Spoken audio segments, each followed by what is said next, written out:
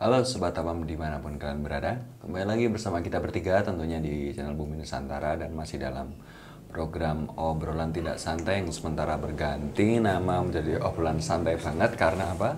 Kostumnya ketinggalan. Jas. Setelah kemarin mungkin di minggu kemarin kita sempat bahas tentang ya kodam, jin dan lika-liku segala macamnya. Mungkin di kali kedua ini salah satu topiknya sebenarnya agak-agak terinspirasi dari salah satu perjalanan Bumi Nusantara di series Jejak Romantis Sang Paduka. Entah Mas Gaduh menyadari itu karena dia mengucapkan atau Tasya menyadari itu juga. Mas Gaduh mengucapkan itu apa enggak, tapi aku sangat-sangat menyadari itu karena menurutku lah wah oke nih topik bahasan. Episode yang mana? Yang episode, aku lupa episode berapanya, tapi yang jelas yang ada di Gua Ratu, Gua Nagaraja. Ya. Bukan waktu itu nggak bisa masuk Gua Ratu. Bisa. Maksudnya, oh ya masuk, maksudnya nggak bisa, Gua Ratunya nggak bisa direkam. Nggak bisa direkam, nggak boleh ngerekam. Tapi kan Mas Gedo ngomong tetap. Ya. Lali. Intinya gini teman-teman, di sana itu kan ya dipercaya konon katanya menjadi salah satu tempat berkumpulnya para danyang di seluruh pulau Jawa. Dan Mas Gaduh mengucapkan satu poin menarik, yaitu kecuali daerah-daerah otonom loh ya. Walah, otonom, maksudnya Daerah otonom. Tapi kan mau bahas Gua Ratu Nagaraja. Nah, yang menjadi pertanyaan besar selanjutnya adalah daerah otonom itu apa dan di mana dan kenapa kok mereka kok tiba-tiba bisa mengklaim daerah kayak gitu. Apa Mas definisinya? Satu-satu dulu lah. Ya. Daerah otonom itu apa? Maksudnya ini loh, kalau itu kan munculnya istilahnya waktu di Gua Ratu Gua Nagaraja lah, ya, dua-duanya tempat berkumpulnya Gua Ratu, terutama tempat berkumpulnya beberapa momen tertentu itu kayak istilahnya apa ya, punden-punden tua dan yang tua itu kumpul di situ lah, sosok-sosok makhluk gaib atau makhluk astral, penguasa area yang negatif. Kalau itu negatif ya, kita ngomongnya negatif dulu. Yang di Gua Ratu itu berkumpul di situ. Ada beberapa di daerah yang lain tapi nggak perlu datang. Maksudnya boleh datang tapi nggak wajib. Nggak wajib. Itu ada daerah otonom. Itu berarti secara ini aja, secara umumnya bahwa di daerah otonom tersebut sosoknya itu ibaratnya sepuh, tua lah, tua atau lebih powerful lah. Kalau untuk yang negatifnya lebih powerful lah. Nah kalau yang sisi positifnya lebih tua lah, lebih sepuh. Itu sih otonom. Jadi dia ya, nah itu makanya ibaratnya ini meeting apa ini? Meeting perkumpulan para lurah se-Bandung. Pertanyaannya, bupatinya perlu datang nggak? Terserah dong, gitu loh maksudnya gitu. Berarti karena posisi dia Posisi jadi daerah otonom. secara ketuaan, secara kekuatan apapun lah itu lebih ini, dan membuat dia nggak perlu datang. Kebetulan dia juga sosok penguasa di area itu ya, istilahnya otonom itu istilah aja saya keluar seperti itu. Areanya di mana Mas? Banyak Daerah-daerah yang mendapatkan privilege, yang beberapa yang mungkin yang paling umum ya sering familiar lah. Familiar teman-teman ya, kita bicara yang agak negatif ya, kita bicaranya Alas Purwo nggak selalu negatif, ada bagusnya. Itu berarti yang unsur negatifnya Alas Purwo, spoiler dikit ya, ya kayak Raja Genderuwo ya nggak perlu lah, ngapain dia datang? Raja datang, level dia ngapain lu datang? Ada genderuwo yang lain yang urusan genderuwo datang, ya itu boleh datang. Gitu. Terus Alas Roban itu ada lagi, Alas Roban datang. Terus justru banyak tempat-tempat ini, intinya tempat-tempat yang agak tersembunyi lah. Misal contohnya, oke, kita bicara kayak Lebih, itu ada yang nggak baiknya, itu nggak perlu datang. Lebih itu ada jeleknya, jangan salah. Yang itu ya itu ada jeleknya, itu nggak perlu datang. Itu tempat ya, Alas Purwo itu nanti kalau di luar Jawa adalah beberapa yang kayak di Sumatera nanti yang urusannya sama yang di deket-deket Bukit Barisan, Kerinci itu ada juga. Ada juga secara ini, yang lucunya lagi ada juga dia secara otonom harusnya nggak datang, dia nggak jadi penguasa itu lagi, tapi dulu dia rajanya itu daerah, misalnya area sudah gini aja lah, Gondomayit, kita nggak pernah tahu lah di Gondomayit itu ada penguasa yang jelek banget kan. Tapi dia selama dia jadi penguasa Godong Mayit dia nggak pernah datang ke sana. Pasti pas dia ditaklukkan dia dipindah nih, nggak di Godong Mayit. Penguasanya jadi lain dong, levelnya lebih rendah. Itu datang, itu istilahnya otonom atau enggak? Jadi nggak otonom ya berarti ya? Iya. Kan jadi sebenarnya otonom nggak itu unsur penguasanya yang membuat dia nggak perlulah datang yang rapat kan level ini gitu loh maksudnya. Kayak Godong Mayit dulu awalnya dia nggak perlu lah, ngapain datang levelnya tinggi, terus setelah dia ditaklukkan dipindah posisinya nggak di Godong Mayit lagi, Godong Mayit diisi penguasa yang levelnya di bawah dia, itu masih ikutan rapat, jadi nggak otonom begitu. Jadi banyak tempat yang dulu otonom jadi nggak otonom jadi otonom. Misalnya kita tempat-tempat pertapaan apa yang unsur godaannya gede, kan pertapaan itu baik, tapi kan unsur godaan juga powernya gede banget, dia juga nggak perlu datang jadi otonom. Punden, jadinya kan punden, bukan danyang lagi, punden setempat nggak perlu datang. Mereka itu nggak datang emang karena males atau emang karena apa ya maksudnya superiornya dia sehingga dia merasa wah berita itu udah nggak penting lagi lah buat aku, mending aku ada di sini, aku akan membangun sebuah sesuatu yang lebih baik daripada obrolan-obrolan itu. Ego mereka sebagai pride mereka sebagai yang tua gitu ya. Ya. Jadi kalau bicara kita fokus balik lagi kita bicara di Gua Ratu, Gua Nagaraja dan bukan Gua Rayu ya, yang mengadakan perkumpulan itu kan unsur yang kurang baik. Berarti pertama yang datang berarti aku tetap aja ngomongnya jin yang kurang baik. Kira-kira kalau jinnya sudah kurang baik, isinya pun nafsu, kan lebih sakti, lebih jumawa ya, sisinya jumawa pasti suruh jumawa. Terus yang dirundingkan di sana itu strategi bagi-bagi gimana caranya menggoda manusia. Basicnya itu aja. Oh ya, yang bagian pesugihan area sana sudah enggak? Gimana target? Itu kan kayak target. Gimana tahun ini? Pertengahan setengah tahun kamu dapat berapa? Waduh, harusnya kamu dapat korban 15. Kamu bisa nyesatin umat baru 10. Gimana karena kinerjamu butuh bantuan daerah mana nih? Ada gangguan apa? Itu lu. Sedangkan dia otonom, alah aku godai orang yang di sini aja yang sudah yang pasti datang sini kerjaan beres-beres, ngapain aku datang? Mau yang datang itu kan orang-orang yang levelnya itu. Jumawa ada sama yang urusan lokalnya tadi. Berarti pemimpin-pemimpin daerah otonom ini kalau berkumpul ngomongin apa? Apanya? Pemimpin-pemimpin yang tidak pernah datang tadi, mereka berkumpul nggak tapi? Atau sendiri-sendiri? Ada beberapa mereka bikin paguyuban sendiri. Ya begini aja lah, paling gampangnya. Sejelek apapun mereka, senegatif apapun mereka itu masih ada pemimpin. Pemimpinnya nggak jelek, tugasnya cuma ngontrol. Oke, kamu dikasih hak untuk goda manusia, tapi jangan bablas-bablas amat. Ya mereka kadang-kadang kumpul, dipanggil sama pemimpinnya, ya kumpul semua, ada. Tapi bukan di Gua Ratu itu, levelnya beda, yang ngambil itu beda. Berarti mereka berkumpul kalau lagi ditegur? Tegur atau memang dipanggil. Itu wujud-wujudnya gimana sih mas? Kalau waktu perkumpulan kan kita nggak pernah ngebayangin mas ya, perkumpulan para hantu itu wujud-wujud yang datang-datang itu kayak gimana? Mungkin Tasya atau Mas Gada bisa menggambarkan. Kalau wujud kita sebagai manusia kalau bisa melihat mereka secara kemampuan yang masih minim akan melihatnya itu wujudnya kayak yang wow bisa kayak ular jalan ini apa. Tapi kalau buat sesama mereka yang sakit ya cuma api aja, suruh api aja jalan. Tapi nanti wujudnya ya apa ya, nggak perlu wujud sebetulnya ya, sama-sama tahu hakikatnya harus ngapain.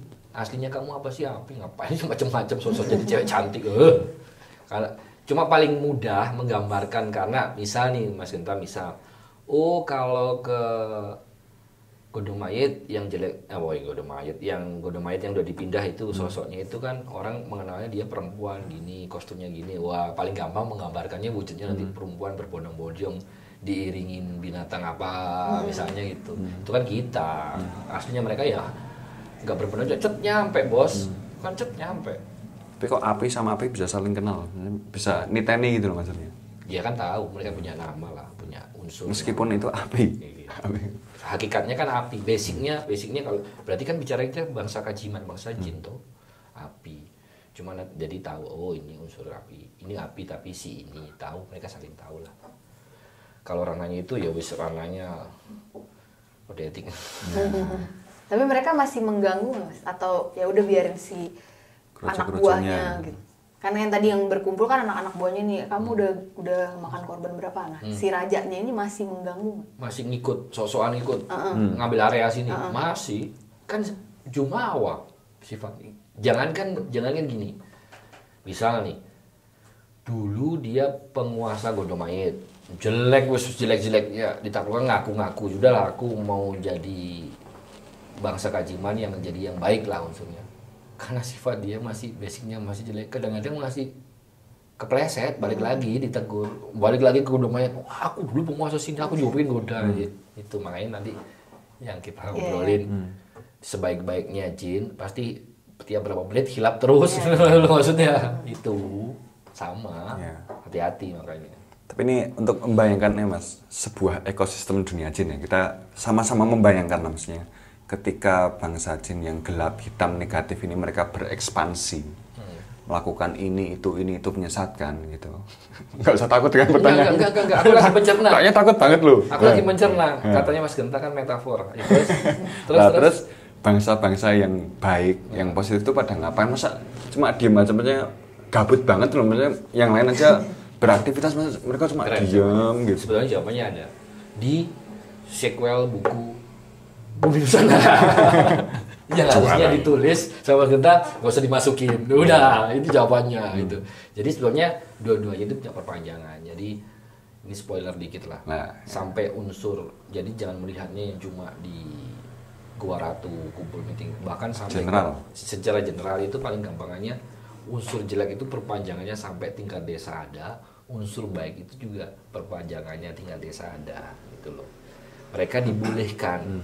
Yang satu goda manusia boleh, yang satu menyadarkan manusia boleh, dua-duanya itu boleh, cuma ada batasannya. Nanti yang ini yang urusan jelek itu yang ya udahlah kita ngomong yang ngurusin Ibu Ratu, itu yang ini urusan ini, dia yang ngurusin yang Ismoyo. Dua-dua kan baik.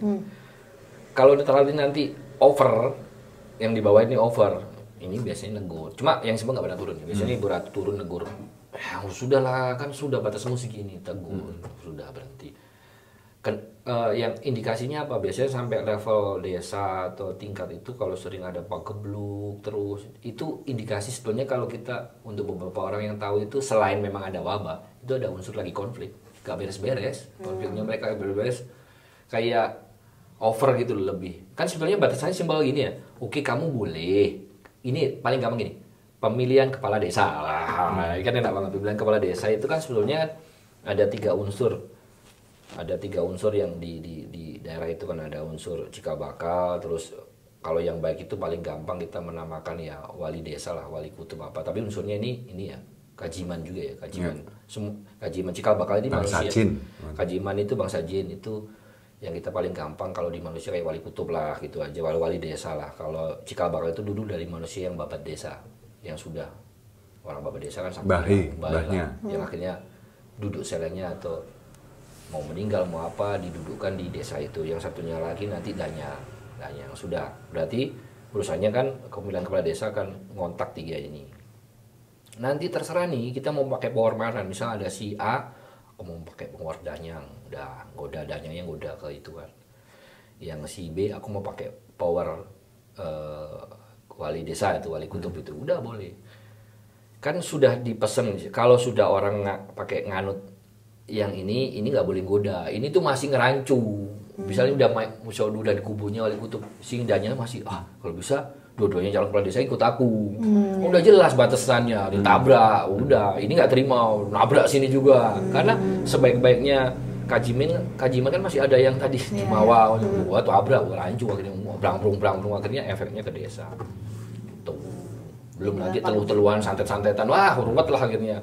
Belum lagi nanti di desa itu meskipun ada danyang, ada satu titik misalnya di satu kebun atau sungai ada punden kuat juga gitu. Cuma dia pengennya nguasain sungai, walaupun dia bisa nguasain air nggak mau dia di situ punden. Nah, berarti kan pertanyaannya apakah punden lebih sakti, bisa atau lebih kuat dibanding danyang? Bisa jadi. Cuma dia kayak wis udah aku di sungai aja. Bagiku mangsa sungai lebih keren. Belum lagi itu nanti intervensi tambah ruwet lagi. Desanya tadi pagebluk, ruwet, singup. Terus ke orang gampang-gampang sakitan, terus tanaman itu susah. Tapi kalau misalnya kan udah nih jadi ruwet nih kan desa ini, datanglah Ibu Ratu itu untuk bilang udah stop sesuai batasanmu. Bisa nggak dengan seketika itu aman keadaan? Gilik pentung soalnya, bukan gilik ros. Gilik pentung itu kayak gini loh. Sudah bukan, kamu ngelewat enggak? Ayo, mana enggak? Itu loh udah. Habis lo kayak gitu udah gitu. Gilik pentung itu salah dipentung, kalau gilik roso itu salah tak sindir. Saja itu kurang baik lo. Disindir-sindir. Enggak ada, gilik pentung salah pok. Itu mereka kalau kena gebuk sama Ibu Ratu terus apa Mas? Musnah atau terus Ada sadar itu. atau Bisa bahkan bisa terbunuh. Bisa terbunuh, bisa kelempar ke daerah yang ya maksudnya sejelek-jeleknya kamu penguasa satu kecamatan misalnya, tiba-tiba kamu dibuang, udah buang yang kerajaan laut yang kesannya cuma ngepel. Iya. Ngerti gak sih? Cuma dalam hati, aku kan sakti bos. Dia bukan ngepel di situ bukan karena kesaktian, cuma ada yang nyuruh lebih sakti kan, kesannya gitu. Bete nggak bete, apalagi dia unsurnya api. Bolanya udah ngumpat aja tiap hari. Itu loh. Tuh, ayo apa lagi? ya, berarti kalau dalam kasus pemilihan desa aja seribet itu ya Mas, kan udah ada 3 unsur, gimana kalau pemilihan negara ya? Banyak. Pemilihan negara itu lebih ruwet lagi. Nanti bukan urusannya. Nah, kalau negara yang boleh marah siapa Mas? Yang boleh ngandani, yang boleh nyetop? Sebetulnya sama Sama. masing unsur itu sama, cuma yang bermain kan gede-gede. Terus ada rancunya gini, kalau di negara itu kan sebetulnya kalau desa kan, kalau tingkat kecamatan, desa, kabupaten kan enak ya, unsurnya yang gaibnya kan ya sementok-mentok berapa ya jumlah, walaupun jutaan ya, tapi ya segitu. Bayangin kalau senegara yang ikut gitu loh, maksudnya satu negara berarti misal nih tadi belum tentu punden itu lebih kalah sama Danyang. Berapa punden di sini gitu loh. Jawa tok lah, nggak usah Sumatera. Willy itu ikut campur. Ruwetnya kayak gimana gitu loh maksudnya. Ruwet banget. Tapi juga Tuhan itu makasih ada orang yang memang ditugasin buat biar punden itu nggak ikut-ikut tuh ada. Jadi dijaga. Misalnya Tuhan itu menciptakan ada manusia yang kerjaan cuma dia nyetop nih, nyetop aja, nyetop. Gak yang jelek, bahkan nyetop yang baik. Baik itu berarti misalnya ada kayak guru-guru besar yang tinggal di mana atau tinggal di suatu tempat ditahan. Udah nggak usah ikut. Ya sebijak-bijak guru besar kan yo saya balik lagi kan maksanya dia makaji nantinya itu kan sama aja ditahan. Mesti biar nggak terlalu tambah ruwet. Biarlah si yang tua yang ismoyo apa gitu. Belum nanti ada unsur kayak yang bioso segala macam tambah ruwet lagi kan itu urusannya. Terus nanti yang tampak wojo turun, urusannya nanti macan-macan ruwet tambahan, sudah lah. Bukan masalah dia baik. Kalau lihat unsur yang tampak wojo, unsur macan kan di bawah ada yang baik ada buruk kan. Ruwet lagi nanti. Macan sama macan berantem, masih macan sama macan. Yang ke sana nanti monyet sama yang monyet dari alas purwo berantem. Pusing. Jadi juga bisa dibilang mereka juga bisa mendapatkan efek dari korban politik itu bisa ya berarti ya? Bisa. Politik manusial maksudnya. Ya, sebetulnya kan secara basicnya kita bisa melihat bahwa kalau manusia itu tidak tergoda, mau yang tergoda kan baik dan buruk itu abu-abu ya, tidak tergoda dengan menggunakan bangsa kajiman itu selesai. Kan yang problem itu masalahnya mereka itu nggak bisa aksi kalau nggak dikontrak sama ini loh. Misalnya aku pemilihan presiden, aku butuh bantuan, ya sudah manusianya kan problemnya, sebab musababnya.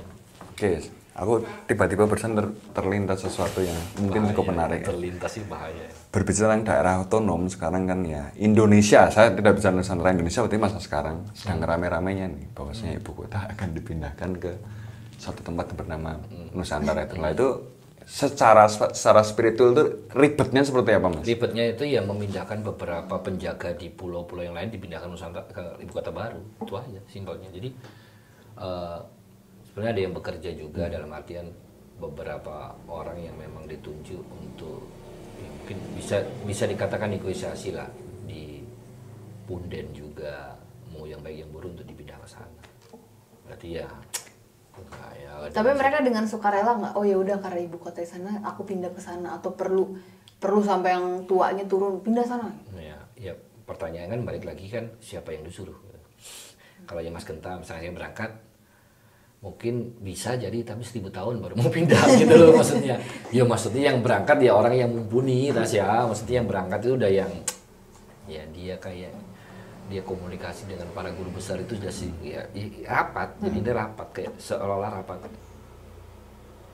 Para guru ini piye, ibu kota mau pindah, sana masih bleng-blengan, sana bahkan ada penguasa gelap nih, misalnya ada punden yang kuatnya, udah kita nggak bisa nih kalau cuma manusia aja turun sana bantu gimana segala macam. Saya kan juga di sini, dia juga ada tugas di sini gimana, udah itu rembuk, benar-benar rembuk. Para unsur baik rembuk, unsur jahat pun juga rembuk nih. Wah kayaknya sana kurang nih.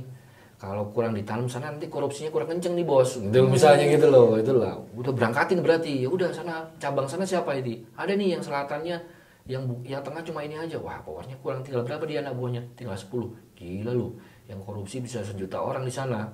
Tambah kalau bisa penuhin, kurangin yang di mana Jakarta banyak, pindahin ke sana semua gitu loh maksudnya. Jadi kayak manusia. Keren.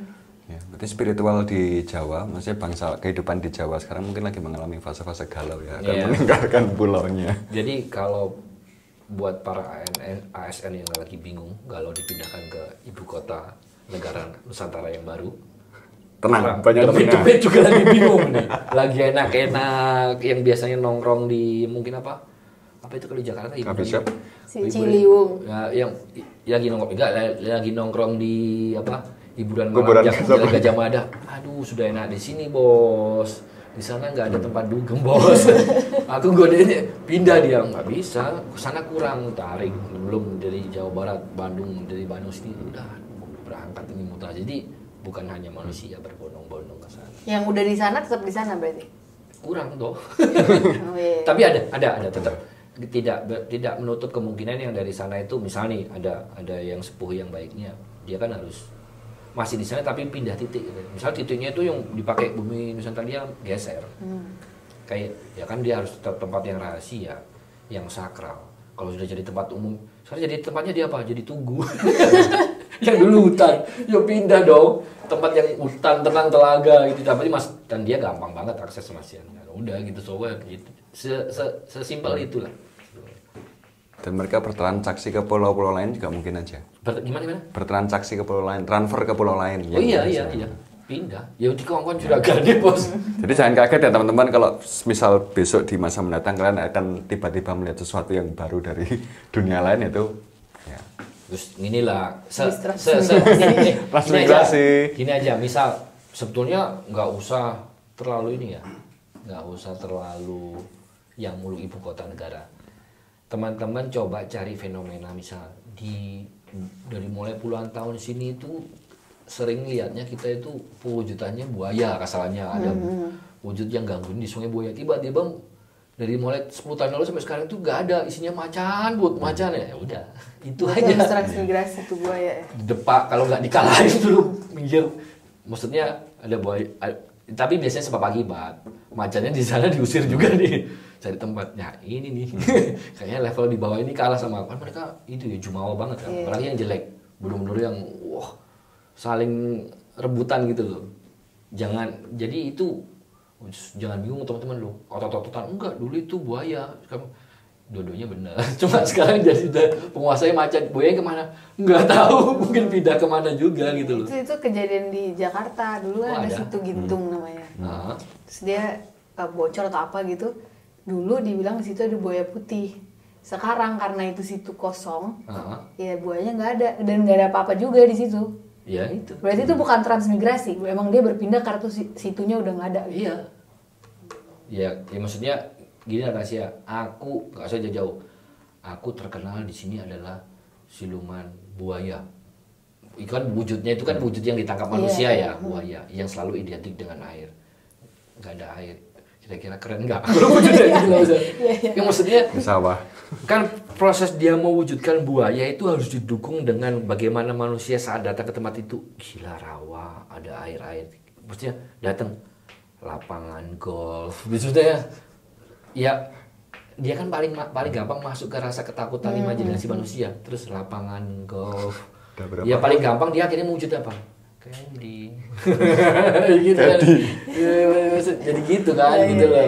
Jadi candy gitu kan gitu maksudnya. Karena dia bisa berubah-berubah. Sebenarnya siapa tahu dia nggak pindah. Siapa tahu Aku yakin bisa jadi masih di situ tapi wujudnya udah Wujudnya beda. berubah, karena pemandangannya orang udah beda juga. Ya jangan lapangan golf, masa bahaya kan juga aneh gitu loh maksudnya. Gitu. Tapi Mas, dengan Masnya wacana pemindahan ibu kota dari Jawa ke Kalimantan itu apakah juga menimbulkan adanya harapan dan mimpi baru untuk dunia-dunia yang ada di sana, untuk para pelaku spiritual juga gitu? Ada nggak harapan baru? Atau ya itu hanyalah sekedar administrasi aja gitu? Kalau bicara gini sih sebenarnya, kalau itu sebabnya kan dari masalah apa ya, dohir manusia, masalah kekuasaan politik dan sebagainya lah ya. Karena itu sudah akhirnya mewujud terjadi. Justru itu PR, maksudnya PR buat orang-orang spiritualis gimana caranya di sana itu harus tetap berimbang gitu. Jadi PR, jadi nambah kerjaan lah kasarannya gitu. Nambah kerjaan juga untuk unsur yang kurang baik juga, nambah kerjaan juga yang tadi mutasi segala macam pindah itu. Akhirnya ya mau nggak mau, mestinya ngefek banget, dan akhirnya mereka punya harapan. Ya ini mumpung misal nih Jakarta ternyata unkontrol nih, masalah baiknya yang kurang baiknya lebih dominasi, ya dia dengan pindah itu ada harapan dong. Kita dulu ini dari sekarang saya gimana caranya misal nih dibuat orangnya inget Tuhan terus, tapi kan sana juga berstrategi. Wah kalau bisa sana harus 2 kali nyala kayak Jakarta ya gitu loh maksudnya. Terus apa ya, Jakarta pindahin sana. Jadi kayak kalau yang lebih keren lagi sebetulnya kalau presiden kita spiritualis, ternyata pas tak pindah ke ibu kota sana, dia udah kontak nih yang bagus-bagusnya, itu jebakanku dok, biar semua pindah ke sana. Pas sudah pindah, balik ke Jakarta men. Enggak lah, enggak segitunya. Kan mereka tinggal balik lagi. Ya tapi kan sudah kubu, maksudnya kan pindah. Kesannya pas pindah ke ini. Bapak Talas juga ya. Jadi yang Jakarta udah beda semua. Yang jeleknya kan kesannya, kita menang, udah kita kuasai dulu tempatnya. Yang baik-baik belum datang, yang baik-baik udah kasih tahu. Mereka berangkat masuk ke Jakarta, langsung dipager. Langsung dipager. Pas datang lagi, sudah jadi tempat gitu. ibadah, sudah jadi gini, udah jadi gini gitu loh. Kena deh, ya bisa jadi seperti politik punden ya. Politik punden. Lucu kan? Itu realita. Gitu. Jadi kalau semisal wacana itu jadi, ya berarti kayak daerah-daerah seperti Alas Purwo dan sebagainya mungkin sudah tidak seserem itu lagi karena pada pindah semua ya. Jadi kalau balik ke Alas Purwo, ya itu ya, kita ngomong Alas Purwo, kenapa otonom? Jadi secara geografis itu, secara histori geografis itu kita tahu bahwa Alas Purwo itu adalah titik yang nggak populer. Orang mau bangun, manusia mau ke situ pun nggak populer. Jalur perdagangan juga nggak populer. Orang mau dagang nyebrang ke Bali, ngapain lewat Alas Purwo, kejauhan, lewat Muncar. Karena nggak populernya, terus infrastruktur nggak nyentuh ya, manusia nggak mau tinggal di situ kok, nggak kesentuh, sinyal kan nggak ada, nyaman lah mereka tinggal di situ. Yang tua-tua, yang baik, yang jelek di situ aja. Sudah, kalau orang yang mau ke sini berarti memang orang yang niatnya mencari jelek-jelek sekalian, baik-baik sekalian gitu. Tuh. Jadi kadang-kadang ada unsur manusia, nggak ada unsur manusia membuat tempat itu jadi tempat berkumpul, jadi otonom. Misal kayak dulu Gondong Mayit otonom, sekarang Gondong Mayit kita tahu sendiri tempatnya, warung berjejer, apa sudah gitu. Jadi kayak orang dulu Lawu adalah tempat guru besar sini bla bla bla. Lawu sekarang rame, banyak bangunan baru di atas yang dominan, ada yang jualan makan serami itu. Geser dia, bisa jadi tetap di Lawu tapi nggak di puncaknya, geser. Beda titik doang. Yang lebih alami, lebih jarang dijamah lah. Tuh. Semisal kita mengambil kasus Alas Purwo ya Mas ya, Alas Purwo dengan segala pesona dari lain alamnya itu gitu kan. Apakah mereka juga semena-mena bisa menerima makhluk-makhluk lain yang homeless untuk ya udah datang ke sini aja atau boleh? Kan sebetulnya gini, balik lagi ke basic awal, kalau cuma datang ya tempat ya, mereka nggak mengenal ruang dan waktu. Maksudnya Alas Purwo mau diisi 1 miliar makhluk jin mau ngapain? Memang nggak muat ya, muat aja. Mereka bisa mengecil sekecil dari atom kan, gitu loh maksudnya. Problemnya adalah kalau yang jelek, misal nih di titik gua ini ada yang spesialisnya pundennya urusan pesugihan, yang datang juga pesugihan, rebutan toh. Itu masalah sekali. Kita nggak usah ngomong baik, yang jelek itu masalah. Enggak, kan pengen menguasai, itu jadi masalah, itu yang ribut akhirnya. Walaupun sama jelek itu ribut, itu ada yang nengahin. Nanti kalau yang Alas Purwo bukan Ibu Ratu kan sudah ada delegasi 3 yang ditaruh sana untuk diurusin lah ini pokoknya otonom ngurusin. Kalau sudah kayak tadi kalau udah mulai ada punden mau ngambil punden dia turun nengahin, kamu boleh lo kesini tapi nggak boleh. Ada yang bagian administrasi, ada yang ngurusin masuk. Ya bukan sembarangan juga, sosoknya bukan sembarangan, jadi tahu. Riuh ributan mereka tuh kayak gimana sih, Mas? Riuh ributan di dunia mereka. Maksudnya riuh ya, maksudnya padu nih mereka. Berantemnya mereka tuh kayak gimana? Kalau yang baik kurang baik. Mohon maaf ya, yang baik pun juga masih sering berantem. Tapi berantemnya itu lebih cepat selesai dan lebih bijak lah. Kalau yang riuhnya mereka yang kurang baik itu ya kayak tadi Mas Genta, mereka kan berlomba-lomba untuk bagaimana ngerusak manusia ya. Ribet-ribetnya, tapi sebetulnya kan mereka misinya sama kan dasarnya, tapi mereka jelek. Mereka rebutan untuk saling, wah aku bisa ngambil manusia, merubah manusia 100 orang lah, menyesatkan. Pengennya ini juga 100 orang, akhirnya areanya sama rebutan. Jadi sampai berantem loh, berantem. Dia main lihat aja manusia. Inilah paling gampangnya lahan preman. Aku penguasa preman ini, jelek nggak preman? Jelek, maksudnya tukang malak, apa uang keamanan. Kamu boleh nih ada bekas preman dari mana datang ke sini. Dia pengen menguasai, akhirnya berantem dong pasti, berantem. Padahal mereka kan sama visinya, tapi karena sifat mereka dasarnya sudah jelek kayak gitu, api pokoknya nggak mau. Padahal kalau mau kan enak, ya sudah, mau tak bantu makin tak besarin nggak, kan gitu harusnya. Yang dipikir utama enggak, nguasain dulu. Kalau kalah nanti baru jadi pembantunya, iya. Tapi kalau mengingat jin yang tidak punya ingin dan tidak punya rasa, ini aku sebenarnya cukup bingung. Apa yang kemudian menarik mereka ke sebuah tempat itu? Aku pengen ke sana. Kan kamu nggak punya ingin. Gitu. Dan tak lurusin lagi ya, yang dijelaskan Mas Genta salah. Bukan jin itu enggak, justru jin itu isinya nafsu. Malaikat yang nggak punya gitu loh. Kalau Mas Genta kamu ngapain malaikat kesana, kan dia nggak punya nafsu. Ya, malaikat nggak perlu. Karena mereka diciptakan ada yang dari lahir sampai mau nanti hari akhir kerjanya sujud, ya sujud tanpa protes. Jin kebalikannya, di sini nafsu toh. Sorry, aku potong. Nafsu mereka kan menggoda manusia, sedangkan kok untuk kasus Alas Purwo kan nggak ada manusianya. Anggap aja tidak ada manusianya. Jadi gini, ngomongnya jin berarti kita tujuan mereka utama kan goda manusia. Tapi balik lagi kita bicara yang episode sebelumnya, unsur dia itu api, amarah, apa isinya mau nafsu. Nafsu itu segala macam. Maksudnya nafsu itu bisa banyak. Nafsu ingin menguasai, tapi puncaknya ingin menguasai, menggoda manusia, iya. Tapi basic dia ingin saling mengalahkan makhluknya sendiri pun ada. Itu kayak dasarnya kamu api, unsurnya kamu nafsu. Isinya nafsu tok. Sama kayak manusia sudah jadi setan, nggak mau tahu. Misal kan kamu sudah kaya, lahanmu udah di mana-mana, ngapain sih kamu mau menguasai lahan Alas Purwo? Bodoh amat, kurang kaya aku. Nah, itu loh maksudnya. Serakah aja. Serakah jadinya. Ya kan nafsu tok yang di otaknya kan.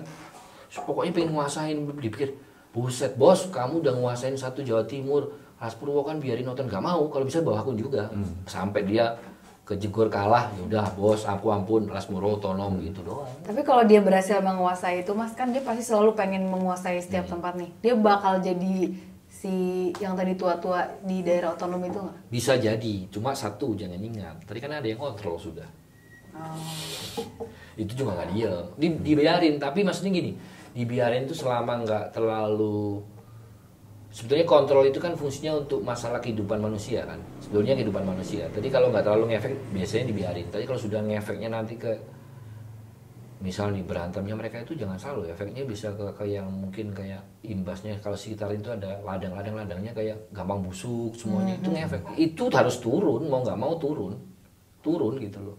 Kan mereka energi api panas ya, terus tiba-tiba tanaman yang hawa yang situ lah, harusnya tanaman itu mengenal, karena tanaman itu gampang banget mengenal, kan tanaman makhluk hidup mengenal. Kalau kita dibanding tanaman itu lebih mudah mengenal bahasa jin sebetulnya dibanding kita, lebih peka bahkan. Itu efeknya ke tanaman, terus nggak berbuah, ini dia harus turun. Yang para guru besar penjaganya itu turun, nyetop, karena udah ada imbas ke manusia nih. Tanaman tapi kan dirunut lagi ke panen gagal, nggak bisa makan, pendapatan turun, wah gitulah. Nanti ekonomi turun, kesenjangan ini timbul demo, konflik, ruwet kan. Daripada jadi ini di stop di awal. Ini mungkin pertanyaanku mungkin bisa menjadi penjelasan untuk penonton ya, karena aku sebenarnya udah tahu jawabannya gitu. Berarti mungkin ya Mas ya, suatu saat seorang manusia itu duduk menjalankan laku segala macamnya, entah itu baik atau buruk, suatu saat yang jaga di situ sudah berbeda, itu berarti mungkin. Bisa. Udah bukan itu bro sekarang lah gitu. Bisa. Jadi jangan gampang kita sok buat teman-teman yang sudah ngerasa tahu tempat ini dipenjagain, jangan juga ngerasa aja, siapa tahu juga sudah berpindah, entah itu baik buruk ya. Ya nggak tahu, jangan sosok tahu aja. Oh memang siapa tahu udah pindah, udah ganti, udah apa. Berarti bisa penguasa itu yang sebelumnya baik tiba-tiba yang berkuasa buruk itu mungkin? Bisa. Ya misal gini loh Mas Genta, inilah misal sesimpel inilah. Alexis. Nah, kita kan sukanya sebut merek loh dia Alexis tuh. lah, kita Alexis. Jangan lihat Alexis yang populer zaman kekinian. Siapa tahu dulu di Alexis itu ada sebuah bukit yang masih ada tanaman, itu tempat orang dulu enak berdoa. Kira-kira penunggunya penguasanya baik nggak? Baik toh. Bergantinya zaman, digusur, dibangun Alexis. Kira-kira yang baik itu yakin masih mau di situ gitu loh problemnya. Yang masalah sebetulnya manusia, yang bikin masalah itu kita. Jadi tempatnya kan jadi nggak, aku nggak bisa berkata-kata. Terus sosokan, lu Mas Genta kok Alexis ngapain? Saya mau ritual ini mencari guru besar. Kan bohong banget. Gitu loh maksudnya. Udah lahannya kota udah jadi bangunan buat ini apa gitu kan, terus kita sosokan gitu ya udah, jadi ya pasti geser gitu loh. Mungkin nggak, berarti kan menjawab mungkin. Kan mungkin Ya, kan untuk penonton bisa. Terus bisa nggak nanti penguasa yang jelek itu jadi bisa, misalnya mohon maaf, dulunya tempat prostitusi ini sini jelek, terus jadi pesantren, masjid. Sekarang kalau semisal Geser dong berarti ini ya. Terus maksudnya yang demit-demit pun dan di situ yang dulu kemarin gampang banget goda sahabat manusia. Nggak ada sarana sih, bentar, ada sarana buat goda cewek-cewek banyak, sekarang nggak ada. Isinya di pesantren masjid. Ya pindah aja bro, rugi dong. Dulu. Sekarang seorang pundan atau penguasa yang buruk itu mungkin nggak Mas dia tobat? Mungkin. Karena apa? Karena kalau ini by story, maksudnya by cerita itu, kalau ya hidayah pasti, cuma biasanya dikalahkan. Kita ambil contoh Kudu Mayit. Mau salah sebutkan kamu?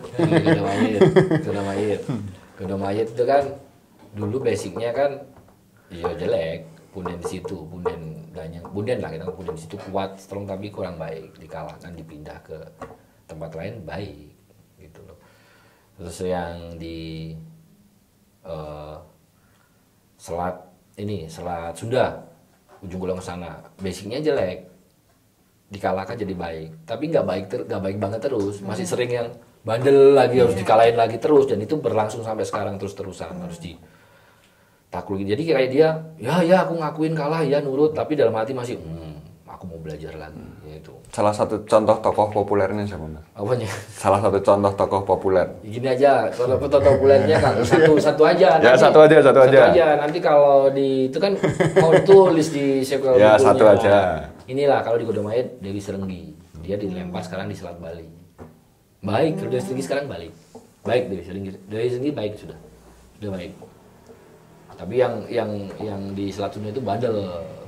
Nanti efeknya apa? Mas, berarti ada fenomena alam itu bisa jadi mungkin ada juga unsur-unsur lagi ribut, bisa jadi. Secara ilmiah memang gunung, cuma itu kan bisa jadi cuma simbol, cuma apa ya, efeknya nanti ke yang harfiah, yang gunung jadi apa, ya bisa jadi. Tapi paling gampang ya desainnya juga dengan gunungnya yang masih gunung berapi. Berarti anak Krakatau bisa jadi meletus gara-gara, bisa jadi. Nggak ada yang nggak mungkin. Tapi juga jangan terus membabi buta gitu loh, maksudnya nggak ada landasan itu loh, coba enggak ya berantem minggu depan ada lagi, berarti berantem lagi terus kapan akurnya gitu loh, enggak juga kan. Tuh Dewi Serenggi itu baik sekarang. Tuh intinya itu teman-teman, setelah pembicaraan tuh yang penting tuh dapat satu nama itu. Dewi Serenggi baik, jadi ya maksudnya kita ngomongnya jadi pembantu guru besar lah. Ya. Jadi membantunya Ratu Kidul untuk menguasain jaga munterin Bali, menjaga hanya laut laut di sekitaran Jawa, belum lagi tempat lain. Nanti Sumatera ada lagi sendiri. Jadi cuma suka saya itu.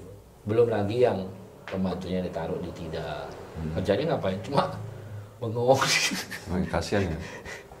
Roro mengeli. Ya, kan boleh saya boleh nyebut sekarang. RM. RM mengeli ya, Roro mengeli. Itu kerja di situ, itu pembantunya juga banyak lah, nanti banyak sama-sama sini juga yang semua juga banyak pembantunya, masih tukar pikiran dengan siapa banyak nanti. Kalau itu nanti biar Mas Genta nulis aja lah. Saya nggak bisa cerita soalnya, enak Mas Genta nulis sedikit saya ditulis sedikit teman-teman. Wes lah ya, daripada semakin kemana-mana. Tunggu, ada lagi nggak? Udah. Daerah otonom sampai ibu kota secara real, balik lagi ke Laspurwo. Ibu kota ya. Sampai makhluk gaib itu bisa Pak Jokowi. Enggak. Enggak masuk loh ya. Mas Genta kalau ada apa-apa. Ya intinya kayak inilah teman-teman ya, karena namanya juga obrolan yang santai banget ya, jadinya ngelibar kemana-mana, tapi ya tetap masih satu garis lah, ini tentang sebuah daerah dan segala isinya juga. Jadi ya udah, semoga teman-teman menikmati video ini, semoga kalian bisa menikmati obrolan kami yang ngalor ngidul ini. Jangan semuanya dipercaya juga, karena ada beberapa part tadi memang kita sama-sama mengimajinasikannya bareng juga. Dan tentunya terima kasih sudah menyaksikan video ini, dan jangan lupa kalian tulis komentar kalau kalian masih punya keraguan lagi atau pertanyaan lah, pengen bahas apa juga. Ya barangkali bisa kita ulas di video-video besok-besoknya. Dan ya sekian, dan terima kasih dari kami tim Bumi Nusantara, dan sampai bertemu di video-video kami selanjutnya.